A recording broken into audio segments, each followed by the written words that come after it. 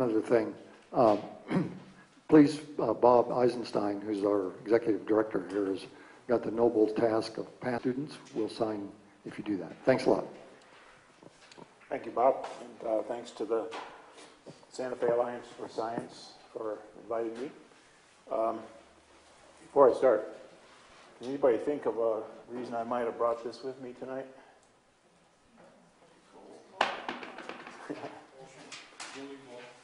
It'll come up later. Coal is a controversial subject in America right now, and so for that reason I think I should start out with some disclaimers.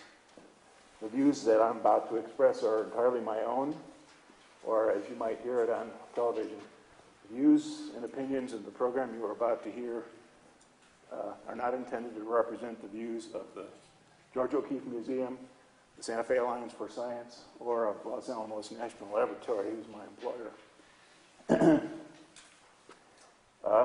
If you're skeptical of the term clean coal, there's probably a very good reason for it. Clean coal has meant different things at different times, and unfortunately, the power generation industry has tried to use it as a type of public relations ploy. Back in 1970 or so, we passed the Clean Air Act in America, and around the same time, the Environmental Protection Agency was formed.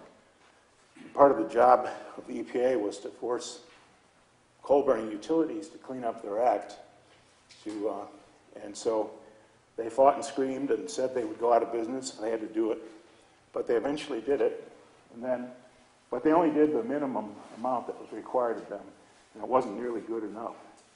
But then they turned around and tried to get credit from the public, saying, look, the smokestack's much cleaner. This is clean coal. We're a good environmental steward. And nothing could be much farther from the truth than that. So I want to talk about the newest, most up-to-date version of clean coal. In a nutshell, it's this. Don't release any more than is absolutely possible. Don't release any harmful substances to the environment. And now the definition of harmful substance has been expanded to include carbon dioxide.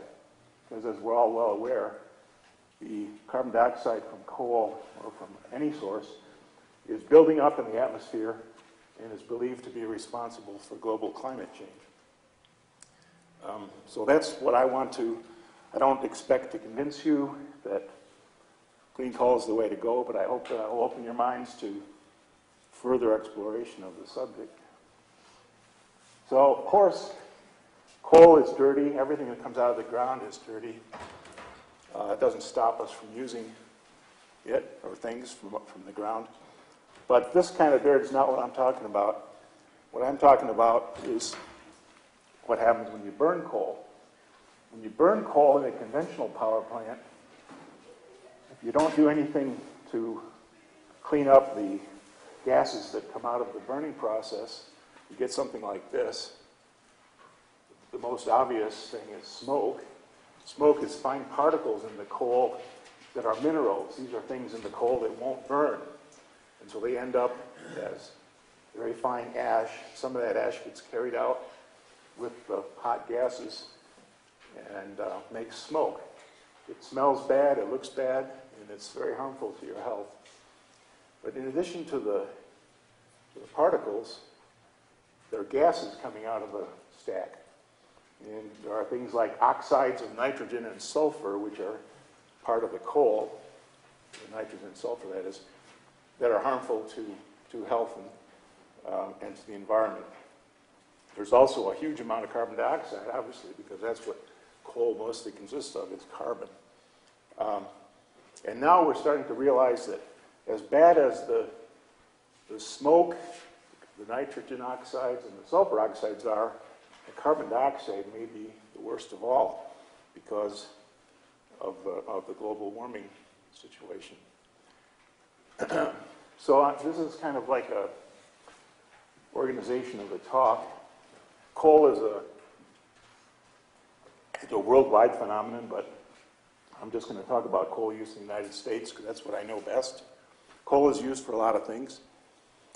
I'm going to talk about how it's used for electrical power generation, how that works, and why we started using coal in the first place. I want to talk about what makes conventional power plants dirty, and then ask a very simple question: why don't we just quit using it if it's so dirty? And if we can't, how can we transform it to something that's cleaner? And finally, do we all have to be concerned about this, or should we just let some technical people solve it? Could I have a show of hands? How many people in the room have ever held a piece of coal in your hands? Almost everybody. I didn't expect that. What is coal? Coal is fossilized plants. The main period of time on Earth when coal was produced was the so-called carboniferous era, 350 million years ago, lasting for about 50 million years. And during that time, we had a very warm, wet planet, ideal for, a lot of carbon dioxide, ideal for growing plants. These plants, year after year, when they died, they just settled to the bottom of the swamp and built up a very thick layer. That layer eventually got covered with dirt, eventually crushed into rock and transformed into seams of coal. And those seams can be very thick, as you'll see. The Carboniferous era was interesting in other ways too. Plants produce oxygen. Thank goodness for that. That's what allows us to live on Earth. Carboniferous era produced a lot of oxygen. In fact, the oxygen content of the atmosphere was about twice what it is now. And one of the effects of that extra oxygen is that it allowed insects to get very large.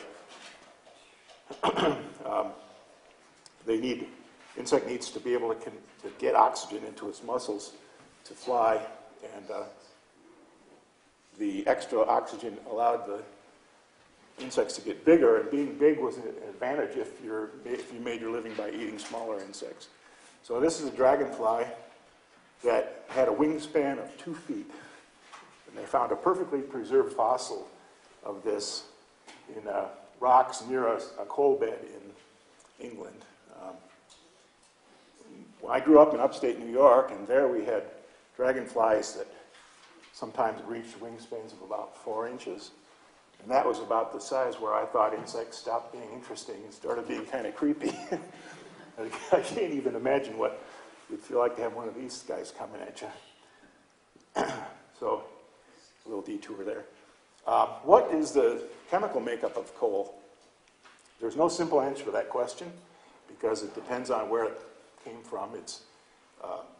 Coal exists all over the Earth in different. It was created under slightly different conditions, so its composition is different. But let's look at a typical coal. This is from Ohio.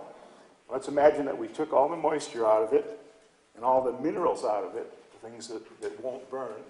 What's left? Well, it shouldn't surprise you to know that what's left is the same chemical elements that make up plants, because that's where the coal came from. Primarily carbon, hydrogen, oxygen, nitrogen, and sulfur. And most of it is carbon, about 75% or so, up to about 90% in some coals. If you look at just the chemical element composition, you find that for each mole of carbon, there's approximately, or each atom of carbon, approximately 1 atom of hydrogen, a lesser amount of oxygen, nitrogen, and sulfur.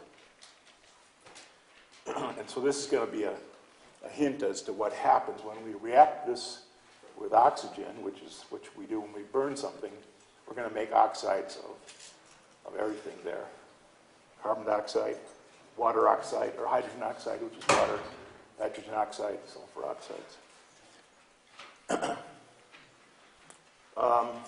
This might be actually a good time to stop and ask questions, if anybody has any at this point, or please feel free to just pipe in with questions whenever they come up.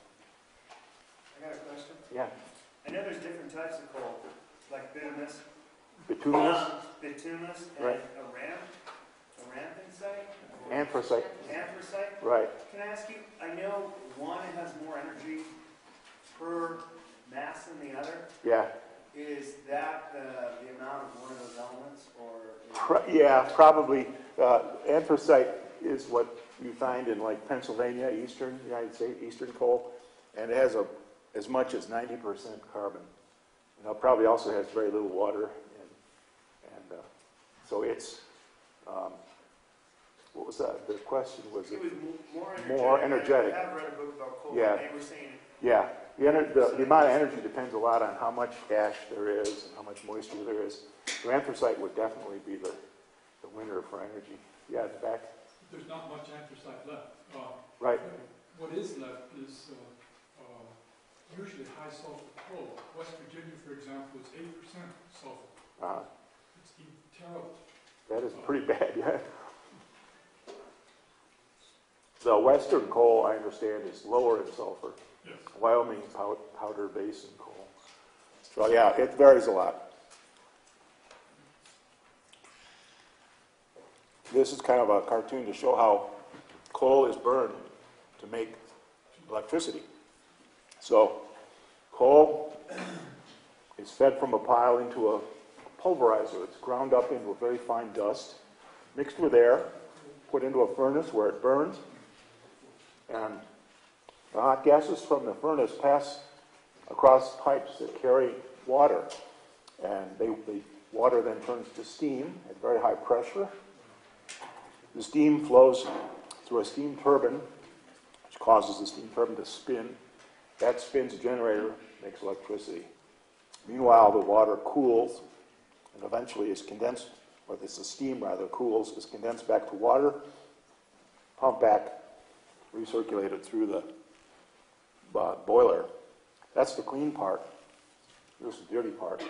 All those combustion gases have to go out somewhere.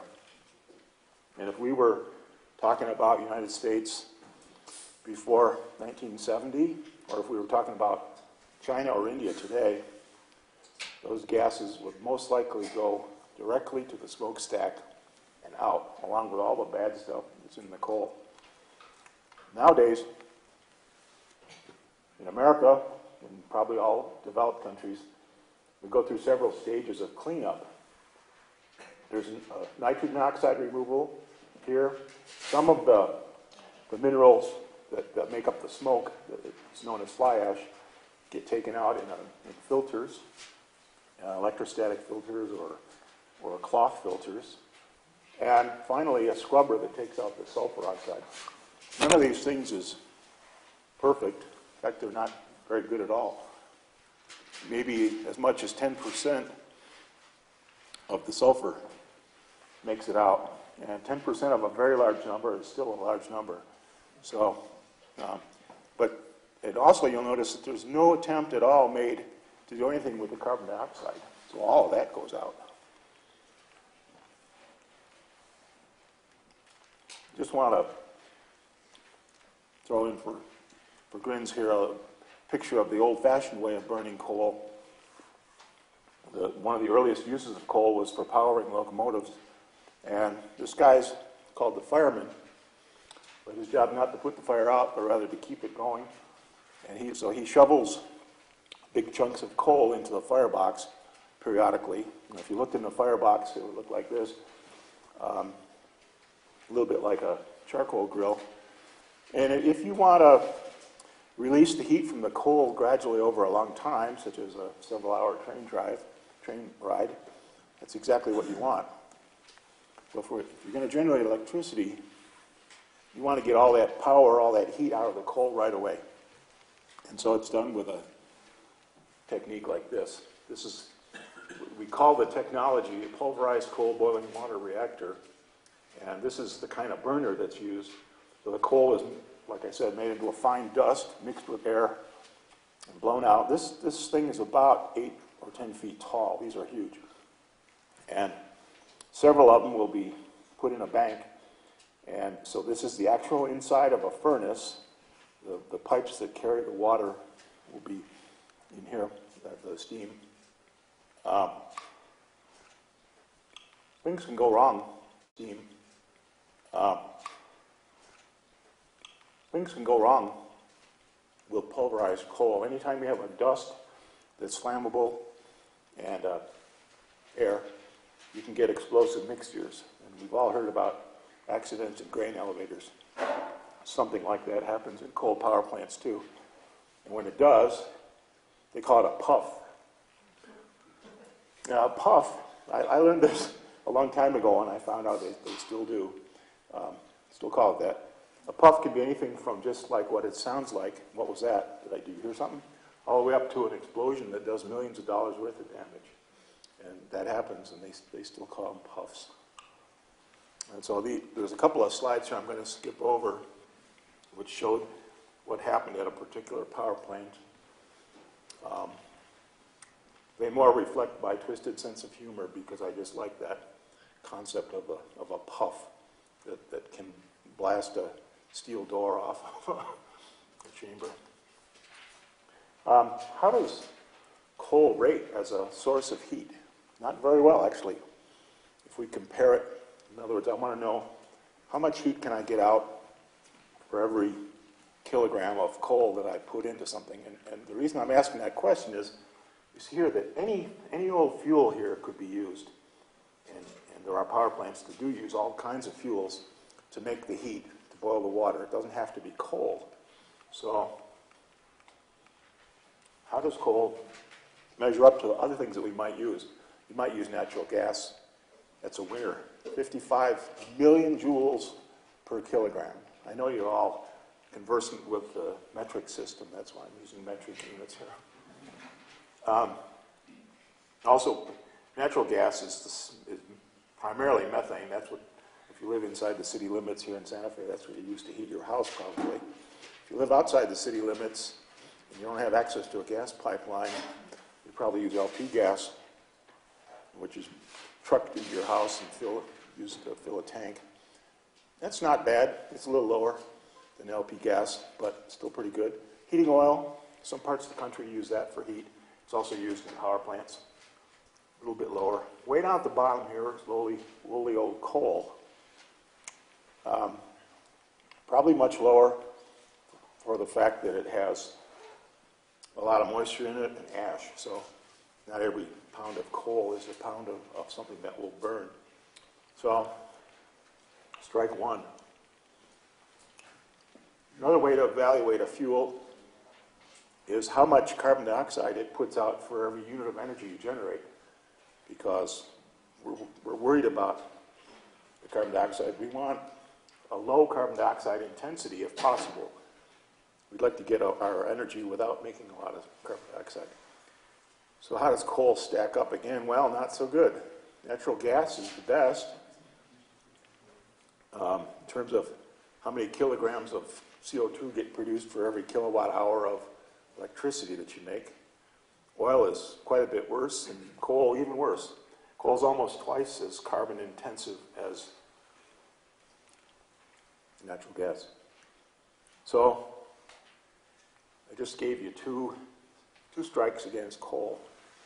It doesn't produce as much heat as other things, and has a high carbon dioxide intensity, which we now realize is bad. Why do we use it? And this picture is kind of an attempt to answer that question. The Carboniferous period produced a lot of coal. 50 million years is a long time. And coal is widely distributed around the Earth in huge seams like this. These seams, 100 feet, sometimes more. This seam might run for miles in this direction, miles in that direction. And in some places, not everywhere, but in some places, it's not far from the surface, and so it's not very difficult to scrape away the surface, and then they just go in there with a steam shovel and shovel it out. So coal just hit a home run after being down 2 strikes. It's so cheap that if you're running a coal power plant, the cost of the fuel is almost insignificant compared to the other costs of running your power plant. This is what utilities like, corporations like low risk. Utilities know that coal is going to be around for a long time and that it's probably always going to be cheap just because there's so darn much of it. Well, now For you students who thought that school was out, I have 2 multiple choice questions for you, just to test your basic knowledge of energy generation in the United States. How many coal-fired power plants are there in the United States? Is it 50? Is it 200? Is it 500? And I'll give you a hint. There's actually 2 in New Mexico. So, show of hands, please. How many people think it's 50 total in the United States? Oh, man, I can't fool you guys all. How many people think there's 200? Couple. How many think there's 500?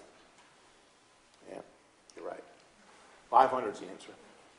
And the New Mexico hint was really a trick hint because the 2 power plants in New Mexico are actually very much larger than the average. And that's why there's only 2. But also, New Mexico is not a very populated state, so you just don't need that as many as other places do. Okay. You've all seen trains pulling cars of coal cars, behind them, long strings of them. Each one of those coal cars carries 110 tons of coal. Now, how many coal cars are burned every day in a typical average coal-fired power plant? How many people think it's 5? How many people think it's 15? 45. That's a lot. But just think about this. If you're like me, sometimes you just can't resist. You're driving the highway and you see a train, you start counting the cars. If you count a coal train that's 100 cars long, that's a pretty big train. 100 cars is just a little bit more than a 2-day supply for a power plant. That's a lot of coal. So now I want to do a little math problem because I want to convince everybody here that it's something that we should care about. So I'm going to figure out how many pounds of coal get burned in the United States every day just to make electricity. So we start out with our 500 power plants. Each one needs 45 coal cars worth of coal. Each coal car has 110 tons in it. And each ton weighs 2,000 pounds. We come up with a number, about 5 billion pounds of coal. And that number is way too big for anybody to have an intuitive sense what it means. But we have about 300 million people in America. So let's divide by that to find out what the per capita is. Turns out that each one of us, man, woman, and child, every day of every year is responsible for the combustion of 16.5 pounds of coal just to make the electricity that we use. So, anybody think of a sort of a common or well-known object that we could compare that to what 16 pounds is? Oh, very good, very good. And it's probably about the same size, too, because bowling balls are made out of carbon and hydrogen, too. So I didn't put the bowling ball in there because it's kind of heavy. Also, the bag's kind of rotten. I think it might fall through if I did. So people talk about your carbon footprint. What I'd like you to think about is your carbon bowling ball. Okay, if coal is harmful, and we all ought to care about it because we're responsible for a lot of carbon getting used or coal getting used every day. And again, to reiterate what the problem is, here's again what we're burning in a conventional power plant. And so you can easily see that when you add oxygen to these things, you get CO2, nitrogen oxide, sulfur oxides. The ash, I don't know if I mentioned this before, but the ash is just full of horrible things. Heavy metals, mercury, lead, arsenic, radium, uranium. And the filters that take out the ash are not 100% efficient. So quite a bit of that stuff comes out the smokestacks of a power plant. And as I showed you the different ways we try to mitigate these problems, but they're just not good enough. And finally, there's nothing being done yet, anywhere, in power plants at least, to take care of the carbon dioxide. That's just going right on through. All that 16.5 pounds of it, of carbon, for each one of us every day. So this is if you were here last month for the Science Cafe, you heard a talk about global climate change, and one of the big culprits in global climate change is carbon dioxide, but I'd like to really emphasize the point. Why is carbon dioxide thought to be so bad? The bottom line is that it's believed that it's already caused changes in the Earth's climate, and that those changes will accelerate in the next 100 years or so, until we'll have a melting of a lot of the ice that's on the surface of the Earth right now, raising sea levels and displacing as much as 20% of the population of the Earth. This is a number of people that's just incomprehensible. It's a catastrophe. When climate changes, the regional climates change, and that could easily disrupt global agriculture. The Earth is barely able to feed itself now. If we change the ability of our land to produce food, this is also a consequence that we just can't afford to take a chance on. So if carbon dioxide is responsible for climate change, then we ought to do something about it. And this brings the point home really strongly. Here's a graph of the carbon dioxide levels in the Earth's atmosphere for the last 400,000 years.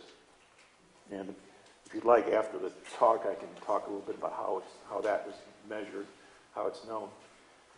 You can see that for almost all of the last 400,000 years, the CO2 level has fluctuated between about 275 parts per million and 175 parts per million. These dips are ice ages, and these peaks are warm periods. So so they're pretty regular, and they're pretty constant in terms of the amplitude.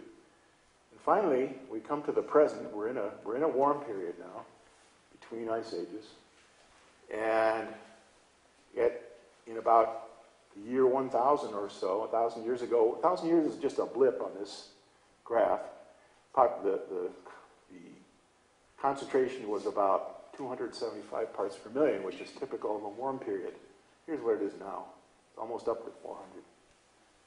And if we expand that graph to just the last 1,000 years, we can see that in 1000 AD, not much was going on. It was still around 275. 1600, pretty constant.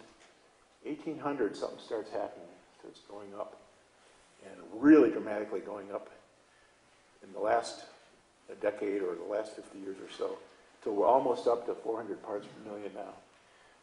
This is graph has been dubbed the hockey stick for obvious reasons. And climate change skeptics have tried to say that they've tried to make fun of this hockey stick, either saying things like it's not real or it's kind of accidental. But it's not accidental. It is real, and it's not accidental. The concentration of CO2 went up 100 parts per million or more in only less than 200 years, and that corresponds to the time since the Industrial Revolution started. It's very obvious that this is caused by man. It's not natural. This graph tells a slightly different story, but very similar one. For the last 200 years, what are the sources of carbon dioxide in tons per year? And here's the total, and here are the breakdowns for various sources, and here's coal and oil, blue and green. Coal and oil at present are about equal. So if you believe that carbon dioxide is a problem, then coal is a good place to attack it, because coal is one of the biggest sources of the problem. Oil is another big one. That's harder to do, but think about we're going to have to make changes in our transportation structure too at some point to try and get this level of carbon down. So the obvious question, why do we need to keep using coal for making electricity? It's just so dirty. There's so many problems with it. Well, the simple answer is that we really depend on it pretty heavily. 54%, something like that, of our electricity now comes from coal-fired power plants. We might not think about it very often, but we live in a at least in the developed world, we live in a kind of energy utopia. Think about it. You have in your home an almost unlimited amount of electrical power available to you. It's available to you day and night, 99.9% of the time or better. And you might think about the cost of an appliance that you're considering buying, but almost nobody ever thinks about the cost of the electricity that's going to run it. Electricity is cheap. And this is something that it's really amazing to think about what we have compared to what people had as recently as 50 or 100 years ago. So we're not likely to, it's not something that we're going to give up easily. We've come to take it for granted. So we're not going to turn off 54% of our use of electricity in order to stop using coal. There's no other source of fuel that can replace it on a quick time scale. And of the sources of fuel that might be considered, even most of them are carbon-based fuels too. They produce carbon dioxide. I'll say a little bit more later about renewables. So my view is that we're going to be relying on coal for the next 30 to 50 years. We'll eventually, well, if we didn't stop on purpose, we would actually run out of it in maybe 100 years. But I think we'll stop using it before then because we'll develop other techniques. But for the time being, we've got to do something. And it's going to have to be done with coal. The answer, this is what I mean by the new concept of clean coal. Convert it to something else. And what we're going to convert it to is hydrogen. And a very simple chemical, overly simplified chemical equation for what happens is that in normal coal combustion, I'm pretending that coal is actually pure carbon, but of course we know it's not. But in normal combustion, carbon and oxygen react and make CO2. In this case, we only use part of the oxygen, and for the rest we substitute water. And what that does, the oxygen and the carbon make heat that allows it to break the water apart and make hydrogen. And hydrogen is a wonderful fuel because when you burn hydrogen, you just get water back, and water can be released to the environment. Now, there may be some red flags flapping in the back of your mind now. A couple of red flags. One is water, a lot of water. A lot of water is going to be needed for this. That's a problem. That's definitely a problem for clean coal. You probably won't see clean coal power plants in New Mexico. Can't get around it. The other red flag may be, hey, you said carbon dioxide was bad. You're going making carbon dioxide again with this process. And it's true. We are. We can't avoid making carbon dioxide. The only way to get the heat, the energy out of the coal, is to allow the carbon to react with something that it wants to react with, namely the oxygen. So we're going to end up with CO2, but the great thing about this technology is that we can fairly easily, not cheaply necessarily, but fairly easily separate the CO2 from the hydrogen and send the hydrogen onto our electrical generating system and store the CO2. So this is what I meant when I said that the new clean coal means that you control all of the harmful emissions from the coal, including carbon dioxide. So we've got to capture it, separate it out from the hydrogen, and we've got to store it. Storing is the... Yes? Before we go too far down the path of clean coal, how much water is needed currently to generate electricity? Also a lot. I think the estimates are that clean coal will require doubling the amount of water that a power plant uses. Power plants use, remember way back in the beginning, the steam turbine that made the electricity still discharged steam as gas, has to be cooled by external water to make it a liquid to go back through the cycle again. So power plants generally cool the steam. They condense the steam with water-based coolers, but you don't have to. You can use air-based heat exchangers. They're just less efficient and more expensive. So, but power plants do use a lot of water.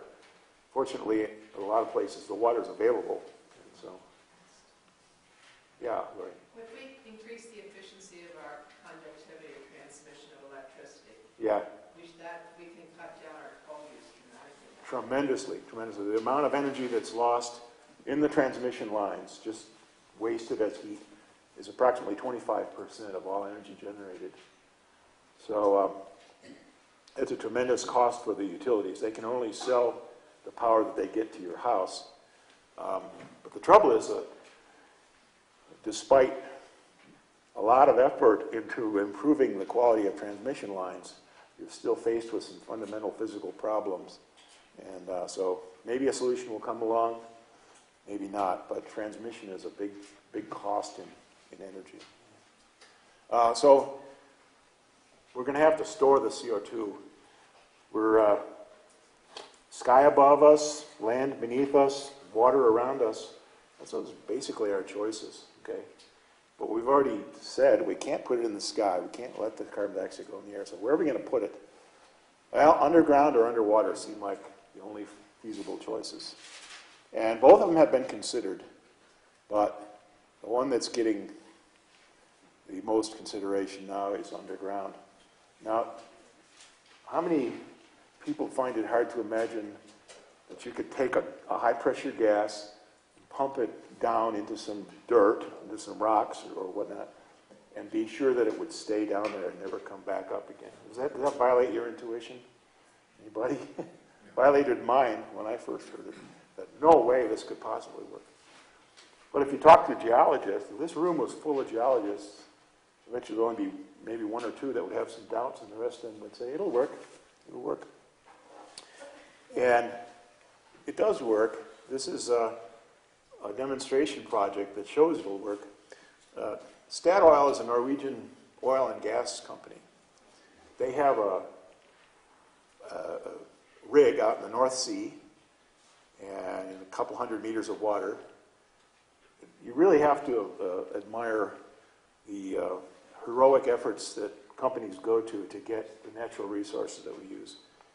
So several hundred meters of water. They drill through several thousand meters of rock to get down to the oil and gas-bearing layers down here. And when the natural gas comes out to the surface, they find it's got 9% carbon dioxide in it. So they can't sell it. They need to purify it before they can sell it to a customer. So there's well-known technologies, not cheap, but well-known technologies for separating carbon dioxide and natural gas. And so they use that technology. Now, Norway told them, for me, it's amazing to think that a country would do this, considering the kind of debates we have in America about things like this. Norway told their oil, or all their utilities, basically, if you want to emit carbon dioxide into the atmosphere, that's okay, but you have to pay a tax. And the tax is equivalent to $50 per ton. So Statoil said, heck with that. We're going to capture the CO2 and pump it somewhere underground and store it so that we don't have to pay that tax.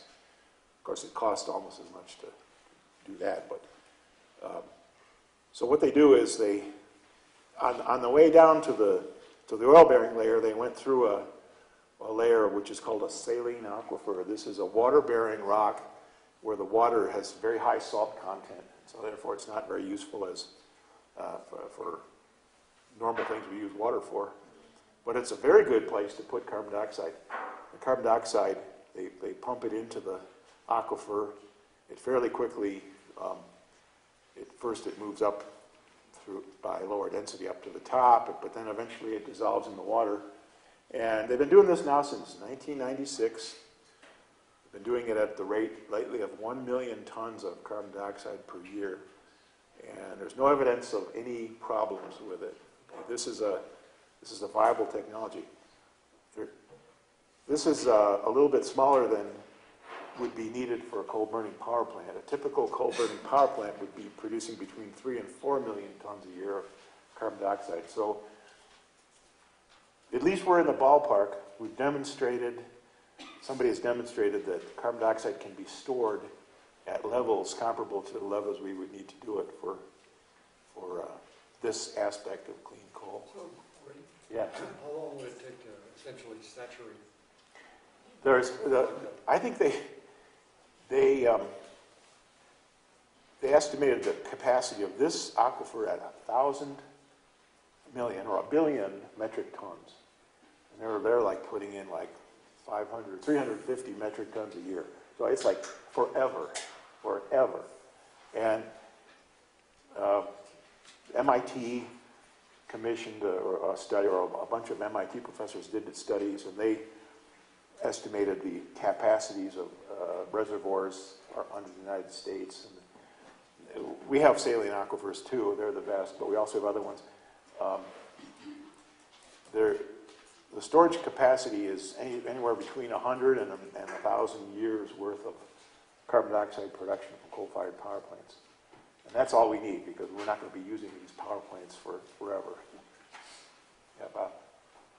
Is the carbon dioxide liquefied when it gets down to that depth, or is it Carbon dioxide has a critical temperature of 30 degrees centigrade, so you can liquefy it at the surface where it might be cooler than 30 degrees centigrade, but when it gets, the rock gets warmer as you go down, so it's going to turn into a supercritical fluid, but it's very close to the density of a liquid because it's at such high pressure. So that's a technical answer to that question. do you acidify the aquifer when you do that? Yes, you do. And there's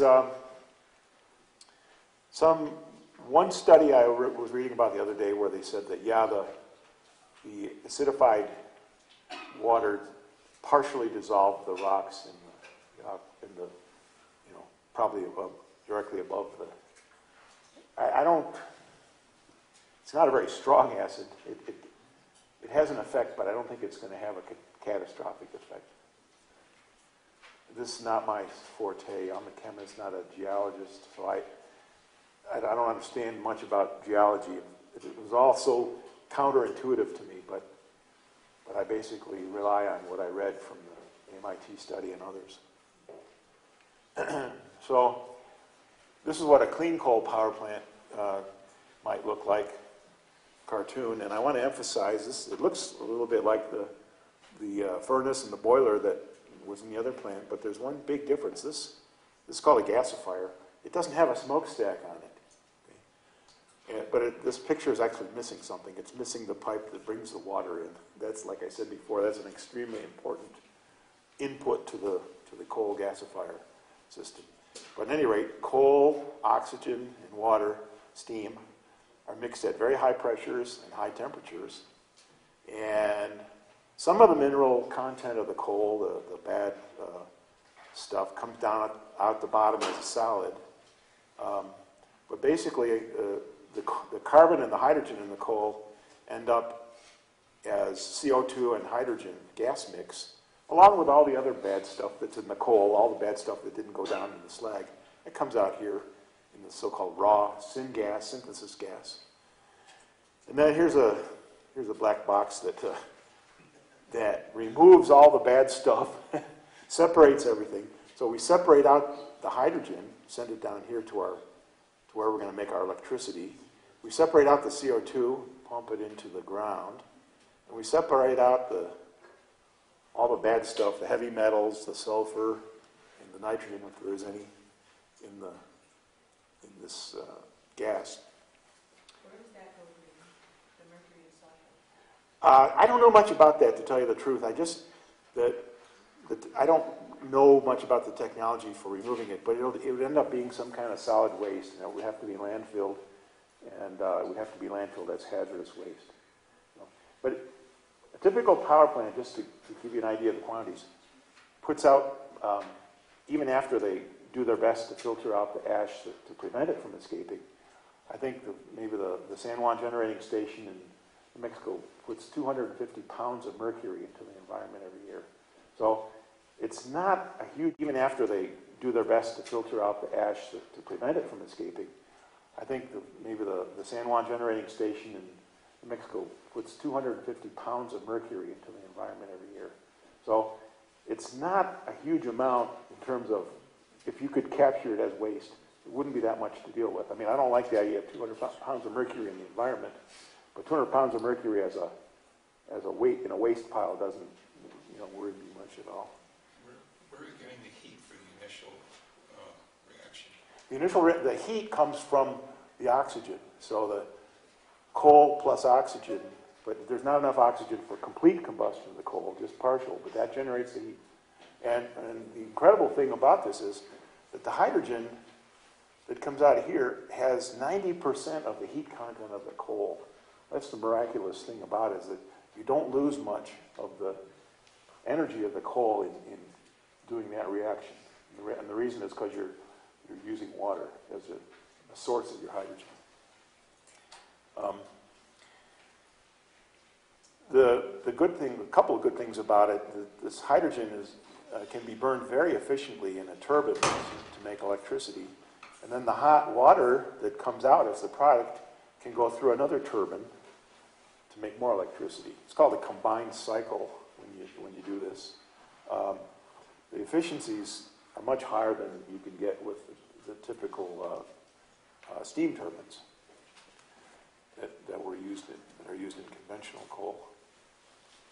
So I don't mean to say that this is a panacea for solving the problem. These are very enormously complex technical problems to do all these things. But at least in principle, it could work, yes. Isn't it more efficient once you produce the hydrogen to ship that through pipelines to more local generating stations so you don't have such a transmission loss? Hydrogen is really difficult to transport that way. And the reason is because it's a gas, it cannot be liquefied. And so it's just not economical to transport hydrogen by pipeline. It'd be nice if you could. But does that answer the question? I think it's just, everything always comes down to economics in the end. When it's pumped around, isn't it? Pardon me? Is it natural gas a gas when it goes through pipelines? Yes, it is, yeah. And I'm sure that there are losses associated with that too, but it doesn't usually get pumped tremendous distances anyway. It's usually used fairly close to where it's brought out of the ground. Yeah,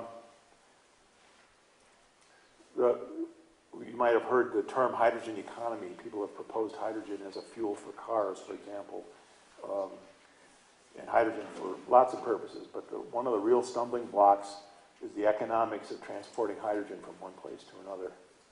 It has almost no mass, so it has a large volume of gas with almost no mass. That's really the problem. Natural gas has much more energy in it in a certain volume than hydrogen does. So, I don't think that anybody is actively considering hydrogen pipelining. We're looking for ways to store hydrogen in a more dense manner to make it economical to transport it from one place to another. Any other? I was just going to add, it's the energy density of hydrogen that makes it very efficient. Yeah. It uses fuel, whereas methane, as you showed us, has a really high energy density. Right. I wanted you to define slag also. Slag is the uncombusted carbon, any of the uncombusted No, carbon. the slag in this case, hopefully almost all the carbon would have gotten converted to CO2. The slag is really the ash. It's the heavier portions of the ash that settle down. It's minerals. It's going to be the mineral part of the coal. Yeah. Metals, certain metals that some of the lead, uranium, so forth. I've got another question too. Is coal relatively,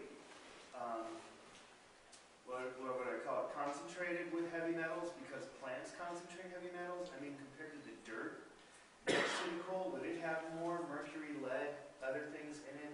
And I heard that plants. Plants could concentrate those things if they were already present in the environment, but I don't think I can answer that question. I don't really know. Yeah. There's a lot of selenium, which is extremely poisonous. Another heavy metal. Yeah. Just as bad as mercury. Yeah. No, I don't know the actual concentrations. I remember that number of a couple hundred pounds of mercury.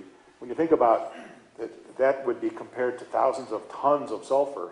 So it's a big We decrease. just looked at the coal seam and the dirt next to it, or the Yeah, soil next to right. it, and I would think it might be concentrated in the Could be, coal because yeah. of the plant material. Could very well be. So are there The anything else? sulfur that's in there is now SO2, which is a pretty strong acid in water. Right. And some SO3. If there's a lot of oxygen, there'll be SO3. Right. Of course, sulfuric acid when dissolved in water, Right. which is one of the strongest acids we know. Yes. I'm not sure about whether the sulfur here is going to be in the form of sulfur oxides or not, because Well, it has to be. I guess probably so, yeah. It's an oxide, it's an oxidizing atmosphere, You so, have oxygen. yeah. So, but, yeah, so when you scrub sulfur dioxide, you make acid, like you said, sulfurous and sulfuric acid. You have to neutralize that before you can landfill it, because it's corrosive. So, just to summarize some of the benefits of what I'm now calling the clean coal, it was too complicated to try and explain everything that's going on, but the real benefit here is that it's happening at high pressure. High pressure is good for chemical processes, especially if you're dealing with gases. So that facilitates the removal of the pollutants. In conventional power plants, all those bad gases that you're trying to work with are at atmospheric pressure, because that's where the pressure they come out of the burner. The furnace is at atmospheric pressure. And that low pressure makes it hard to deal with the pollutants. So the synthesizer has the advantage of the high pressure. And I wish I could say more about how effectively it removes pollutants, the sulfur, the nitrogen, so forth, the mercury. I just can't imagine it could be any worse than what we have now. So at least as good as that. Almost all the energy that was in the coal ends up in the hydrogen gas. And now you have a very efficient way to make electricity and the byproduct that you get when you burn hydrogen in water. So these are some big benefits. There's a lot of drawbacks too. I've already mentioned some of them. Got to have a lot of water. You got to locate your power plant in a place where the geological formation is going to allow you to store the carbon dioxide. Because just like pipelining anything, it's expensive to pipeline CO2. So you don't want to have to transport your carbon dioxide very far from the place you generate it. You want to pump it down rather than across the land. Now, if that place where you have to put the power plant doesn't happen to be close to your coal mines, then you got to transport the coal. There's an expense. It also might not happen to be close to the place where you need the power, and so now you're running into electric transmission losses, as Maureen said. Big cost of making electricity. So these are all some drawbacks. Another drawback, and I use the word new, but what I really should say here is many complex technologies. There's one there. You've got to separate nitrogen and oxygen from the air. That's a technology that's not that well developed.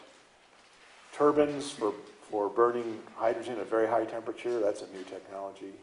This is all new stuff, hasn't been done yet, or at least not on industrial scales. This part has been done, but so. What's the temperature in that furnace? The synthesizer? How hot does it burn? The gasifier is, I think, about 1,000 degrees centigrade.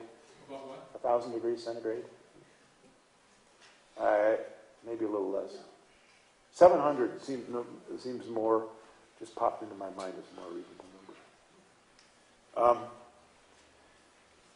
So a lot of these technologies will have to be scaled up to sizes that have never been done before. And of course, it's going to cost a lot more. So quick question about the new technologies. Are these things that can be retrofitted in the 500 plants that exist, or do new plants have to be built? Not very well. Yeah, that's a very good question. We have a huge fleet of power plants, and they last 50 years. So the question, what are we going to do with them? Can we retrofit them to capture the carbon dioxide from them? And the problem, again, has to do with that pressure. If you're going to capture carbon dioxide from a conventional power plant, you got to capture it at atmospheric pressure, and that's expensive. And you end up putting a lot of your electricity back into power that's needed for the separation. And it's called a parasitic cost, as you might guess. And the parasitic cost for that kind of capture of CO2 is somewhere around 40%. It's horrible. So you make 100 watts of power, you use 40 watts up just to clean up the mess. The Norwegian company you mentioned that's Yeah. pumping the CO2 back into the Yeah. saline aquifer. Yeah. Are they picking up the carbon dioxide at atmospheric pressure, or are they picking it up? I don't know. I tried to find out, but If they're separating it at atmospheric they're doing pressure, it. why not use that technology on My conventional? guess is that they're probably doing it at high pressure because the natural gas would come out of the ground at high pressure, I think. So that's my guess. But I tried to find out and I couldn't. It's probably a guarded secret. Yeah. One of the additional costs, of course, to using coal is what you do to the land where it's being mined. And Yeah. the soil and the water around the land and that sort of thing. How about it? I mean, that's never added in either. Let's see. I'm not sure if that's considered in what the next slide I'm going to show. Speaking of cost, I'll try and get back to your question later. It is going to cost more, but I don't think we can afford not to do it unless we can find a way to just stop using coal, which I don't see that happening. So the way to talk about costs of electricity is what's known as levelized cost of electricity, LCOE. It's a complicated concept, but the simple equivalent of LCOE is how much is the utility going to have to charge you in order to make a profit on the electricity they sell you. And so in order to figure that out, they have to do a lot of guessing about the future. How much is it going to cost to build the power plant? How long is it going to take to finish it so I can start charging my customers for electricity? How long is it going to last? What's the fuel going to cost? Is the fuel price going to change over time? How much transmission losses am I going to have to pay for to get the electricity to the customer? A whole bunch of things have to go into it. So it's very hard to get a good number. And but this slide shows estimates that were created by the DOE for hypothetical new power plants in 5 years from now. And there's a lot of information here. I just want to focus on the bottom two. Here's the good old conventional dirty coal that we're using now. It's a little under 10 cents a kilowatt hour, the levelized cost.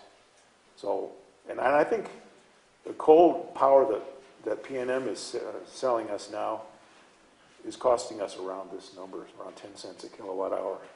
So I think that's a reasonable number. Now, if you do what I've talked here about clean coal, with all those bells and whistles on it, and with capture and storage of the carbon dioxide, CCS, you get almost a 50% increase in the levelized cost. So it's not going to be cheap. Pardon me? Running out of time? Okay. So how can, yeah. Question on that last slide. Natural gas seemed to be the cheapest. Why can't you just Oh. put a few nozzles in your present coal Yeah. plants Yeah. and If basically overnight have...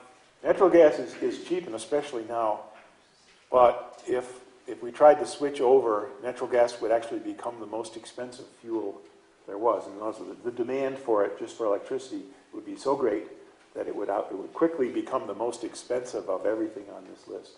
And so utilities know that. So utilities won't build large numbers of natural gas power plants because they would anticipate that in the future the price would go up so high that... Also, there's an awful lot of homes in the country that are being... We heat our homes with natural gas, and it's like we have another use for that, and we don't want to disrupt it. So, very good question, though. It is the cheapest. I got to sort of get through these last slides fairly quickly here. But the natural gas is also giving you CO2. Yeah. Utilities aren't going to do this unless they're forced to. And that's what the Clean Air Act did earlier. And so we're going to need some new laws. We're going to have to either have a cap where the law says you can't emit more than a certain amount of CO2, or a tax that says go ahead and emit what you want, but pay a tax on it.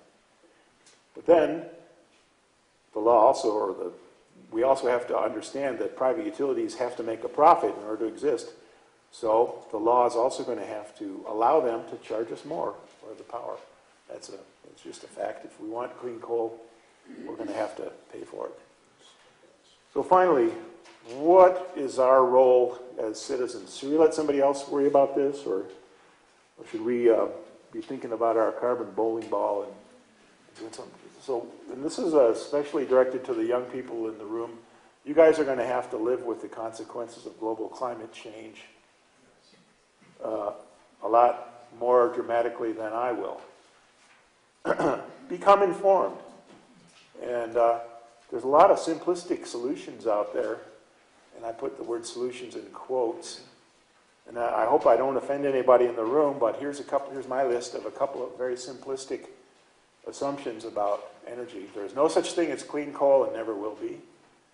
Nuclear energy is too dangerous and it can never be made safe. These are things, well, it's easy to be against something without necessarily having a positive response to solve the problem. And it's also easy to be for something that won't work. And so that's my third point. We should immediately switch to renewable sources of energy, wind and solar energy.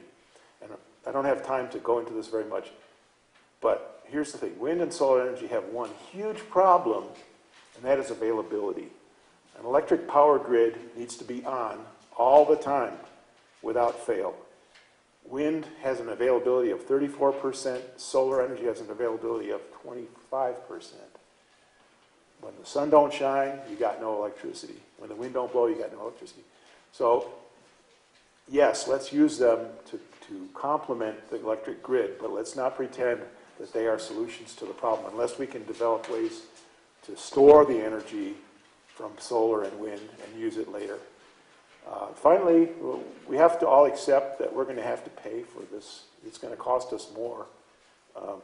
And finally, just be a part of the discussion. There's a lot of discussion going on at high levels in our country now that I find appalling, that people are even denying that global warming is real, for example. And so there's a very strong tendency in our country to look for simple answers to complicated problems. So please don't do that. Thank you very much.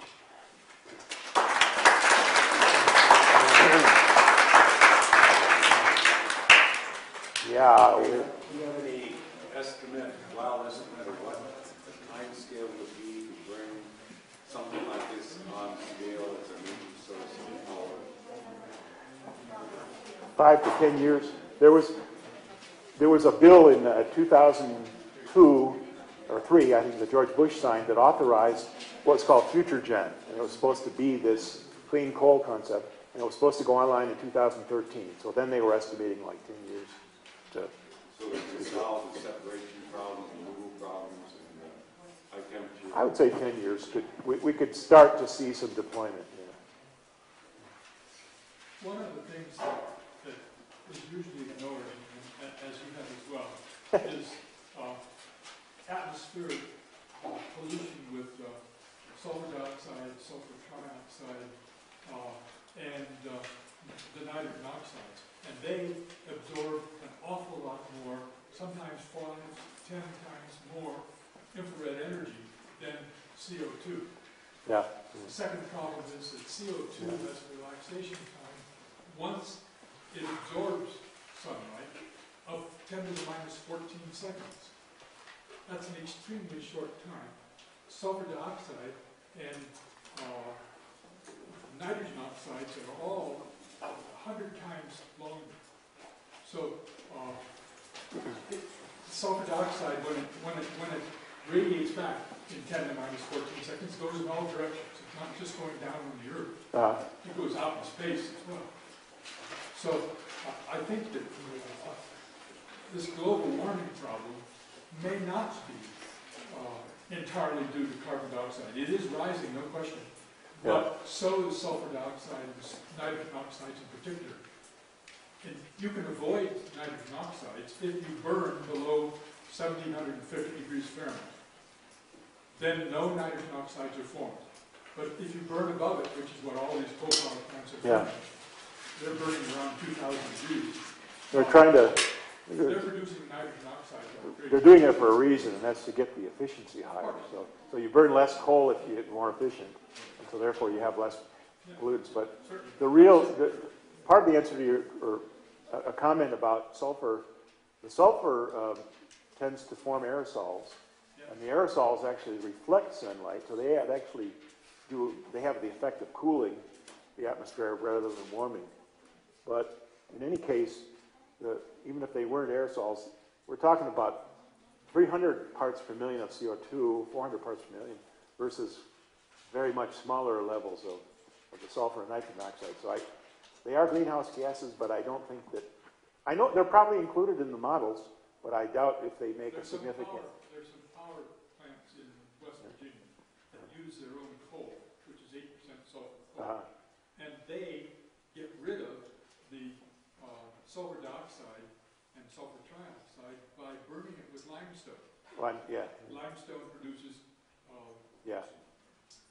calcium sulfate, which is gypsum. And it's innocuous. No problem at all. Yeah. Good. Any other questions? Yes. We have plenty of wind and solar energy available.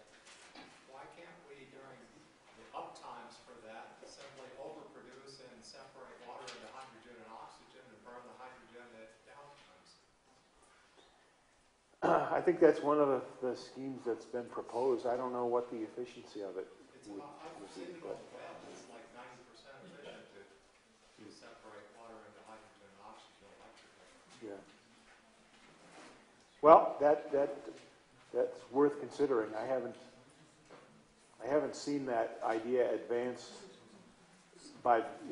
before, so I just don't know whether the economics of it would work out or not. But yeah, use your wind and solar when you can, and use them to store energy in some form or another. In your case, hydrogen and oxygen. It's an idea. It's worth considering. But wind and solar are much more expensive ways to make electricity in the first place. So at this point in time, so I think, unfortunately, economics dictates a lot of things, and I'm not sure that the customers would be willing to pay for power that way.